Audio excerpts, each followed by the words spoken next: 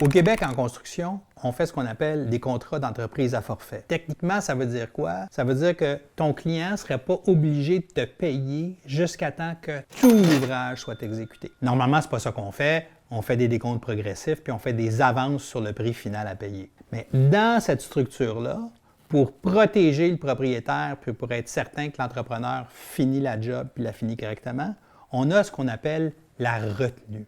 C'est quoi la retenue? Bien, c'est un montant que le propriétaire retient sur le paiement qu'il te fait à chaque mois dans tes paiements progressifs. Le problème, c'est que dans un gros contrat, il y a une retenue que le propriétaire retient à l'entrepreneur général, mais l'entrepreneur général, lui, il a peut-être 5 ou 10 sous-traitants. Des fois, toi, tu es le sous-traitant qui travaille bien, puis normalement, ta retenue devrait être libérée dans le délai qui est prévu au contrat. Mais s'il y a un autre sous-traitant qui a moffé sa job, puis qui a généré des troubles puis des vices qui valent plus cher à corriger que la valeur totale de la retenue, bien, les chances que toi qui es bien travaillé te fasses payer ta retenue diminuent énormément. Dans ton contrat, les modalités de libération de ta retenue sont super importantes. Souvent, la règle de pouce, c'est qu'on va garder 10 % de retenue, puis souvent, la règle de pouce, c'est 10 % c'est ton profit. Fait que si tu n'as pas bien structuré ton contrat, ton profit, ça va peut-être prendre 1 an ou 2 ans avant que tu l'aies. Fait qu'avant de signer ton contrat, il faut que tu comprennes l'impact de la retenue sur ton cash flow,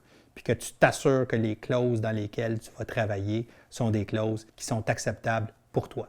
Tu as de la difficulté à comprendre? Appelle-nous. Chez Protection Fer, on peut t'aider.